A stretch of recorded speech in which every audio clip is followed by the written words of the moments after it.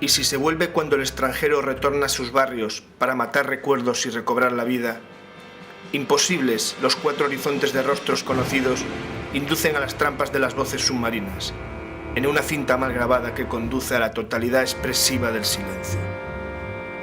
Cállate, muchacha dorada en perpetua puesta de sol. Anaranjados tus pechos, lamidos por el atardecer, apuntan a las ventanas inciertas donde agonizan mirones asidos al timón de su propio deseo, anclados en el sillón relax del «¿Cómo tan tarde?». Canta el petirrojo en diciembre. ¿Sabes tú por qué, mi amor? Sin duda la vida ha muerto para ellos, entre estos 4 horizontes de ladrillo. Horizonte.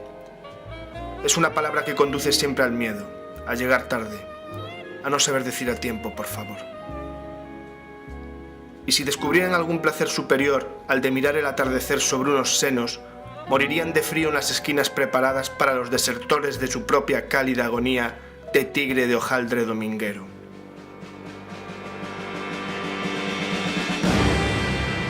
El pastel de nata huele a ingle cariñosa para el dedo. Moriría. Dice usted moriría. Diría yo, moriría si descubrieran algún placer superior al de mirar por las ventanas el desperezo de la muchacha en flor. El frío aguarda más allá de las patrias, más allá de los nombres conocidos y los gestos sin sorpresa. Las huellas te siguen sin imaginación y mueren cuando descansas. Y es posible morir de sinceridad ante el descubrimiento de que siempre vamos de fraude en fraude, de muerte en muerte, y recordar es volver a vivir, dijeron los antiguos con un impúdico clasicismo de gentes con pagado seguro de entierro 3ª clase.